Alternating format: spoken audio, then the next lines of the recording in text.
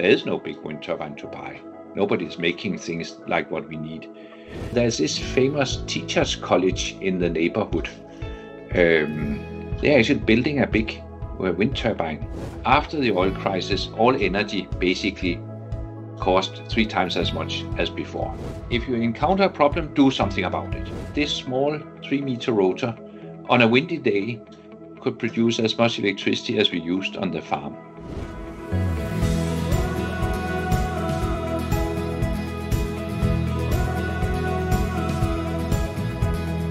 So we are happy to present to you this 6th episode of KPIT STEM Dialogues. And I must tell you, this promises to be a very, very exciting episode. We have with us today Mr. Henrik Stiesdal, who can be properly called as the father of modern wind power industry. And in this interview, we look at his journey from a high school student or a student who had just finished his high school, working on his farm wind turbine, all the way going to looking at some of the most modern or largest wind turbines currently made in the world. Over 850 patents to his name. He talks about what drives him and what could give interest to the life of any person. I'm very happy to have this conversation with you for 2 reasons. You have been an innovator, a trait or a characteristic that we value very greatly. And secondly, you have been very passionate about environment. That is the second passion that we really share. And I'm so glad that you have been able to give us some time for this conversation. And, I was very fascinated by what you have done over the years in terms of the impact that your actions have made on the world as a whole. So I want to understand your journey, actually beginning right from your school days. So as somebody born in Denmark, I think you must have seen windmills probably since you were born. But tell me, when did you get involved or interested in it? And tell me, when did you first make the first big step in this new windmill area? Yes, here in Denmark, we have a school system where you have essentially, if you want to go later for an academic degree, a 12-year school period, and you end up being 19 or so when you are out with what you would call high school, if you use an American term. And after that, you may have to join the army to do national service. You pass a test and then they look at whether you are fit. And if you are fit, you draw a number, and then if your number is low enough, you go to the army. And for my part, I had to join the army, but only after quite some time. So I finished school in June 1976, and I had to go to the army in May 77. So I actually had some time where I could do other things. So what I did was that I worked to earn money, and then I went to England, where I'd never been before, bought a bicycle and cycled around the country. That was very exciting in many aspects, social and landscapes and what have you. Yes. But as part of that trip, I was cycling one day in a following wind in the late autumn, and on a very clear, crisp day, blue skies, sun, cold, but the sun warmed me. And then I passed a power station, a conventional coal-fired power station, which had big cooling towers, these sort of hourglass-shaped shapes where they cool the water for the system. And normally when you see cooling towers, you see a little wisp of steam coming out of the tower. But the way the meteorological conditions were that morning, the steam did not disappear. It kind of condensed into what became a cloud. So I ended up cycling for maybe 20, 30 kilometers in the shadow of this cloud that cooled me so I got to be freezing, while 5 kilometers out I could see that there was still sunshine on the landscape. Yeah. And that Yeah. simply did not feel right. And it made quite an impression. Yes. Therefore, when I came home, I told my father about this, and he said, well, there's this famous teachers' college in the neighborhood. They're actually building a big wind turbine. Let's go up and take a look. That's a different way to do things. So we went up and had a look. And the whole situation was that this school community, which was sort of, it had strong political leanings, so it was in itself something a little off the mainstream. But they had suffered from the first oil crisis in 1973, where after the oil crisis, all energy basically cost 3 times as much as before. Yes. And we also suffered somewhat on the farm, because also our energy price had soared. And what they had thought on this school was, let's do something about it. Let's buy a big wind turbine. And then they shopped around and did not take much shopping and figured out there is no big wind turbine to buy. Nobody's making things like what we need. And there they had this approach that they tried to teach their pupils, well, if you encounter a problem, do something about it. So they basically said, okay, we can't buy a wind turbine, let's build one. And there people could have said, but you don't know if you can build one. How do you know you? And their basic approach was, we don't know until we have tried, let's try.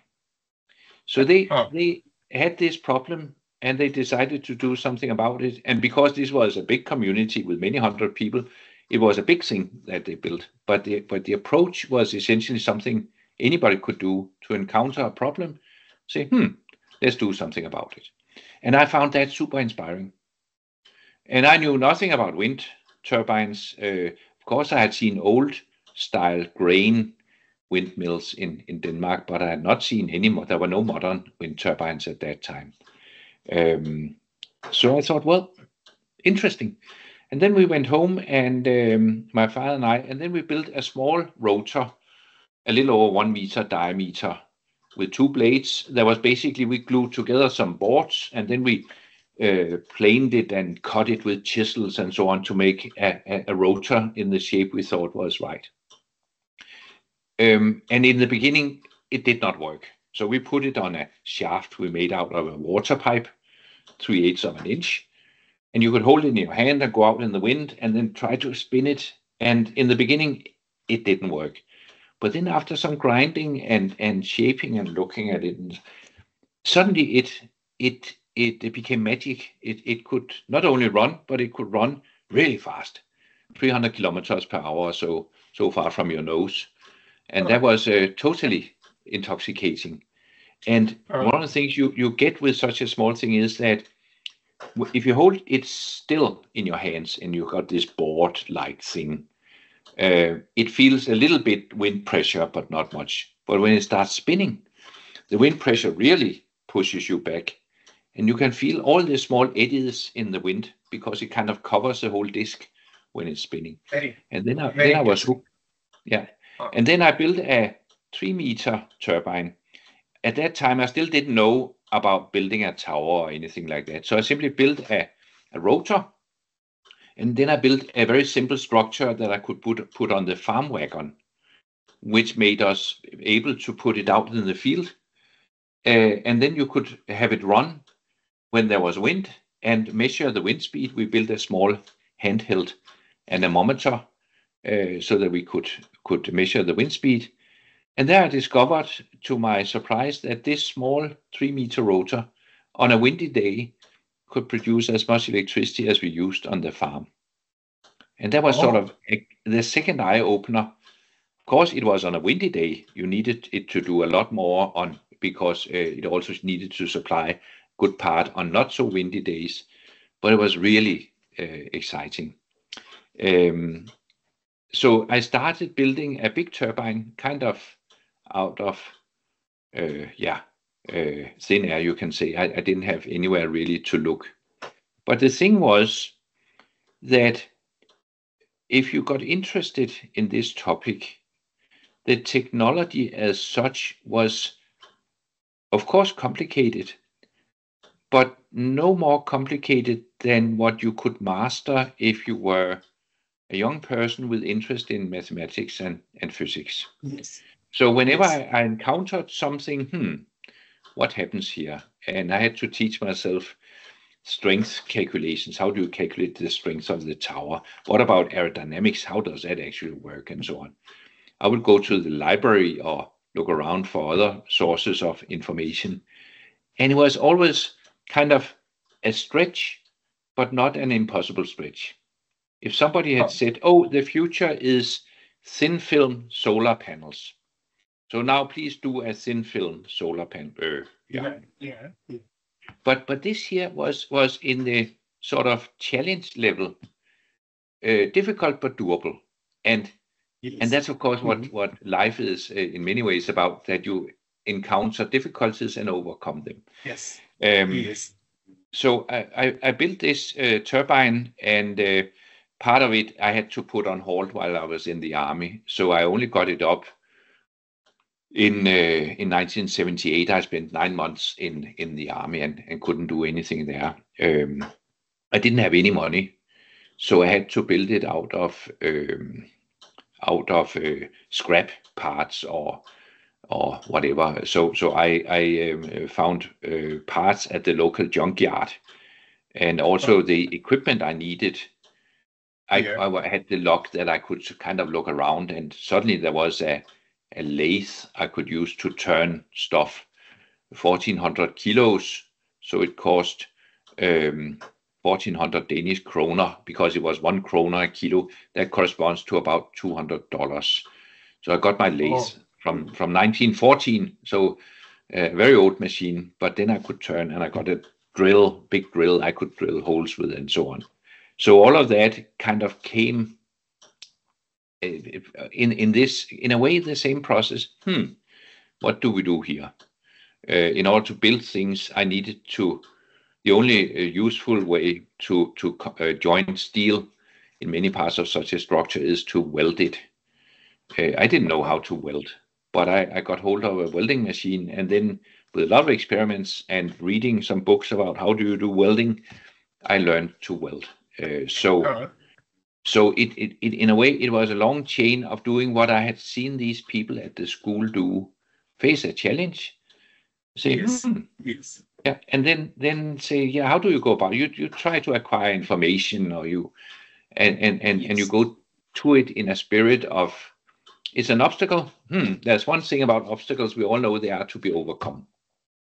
Yes. If just to finish it, I got my turbine up in 1978, June 78, 1.5 years after I had kind of got hooked by my little handheld rotor. And it was built.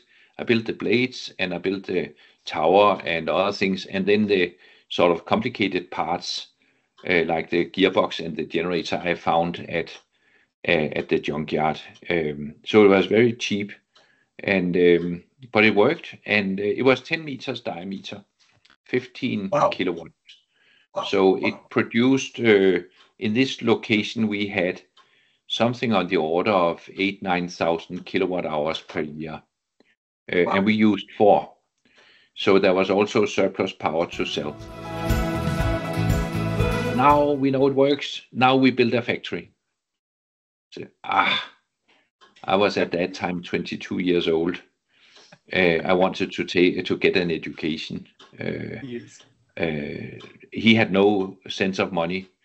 I had even less sense of other than I want to save money, but I knew nothing about financing or how would you go about that. And I thought this will be a disaster.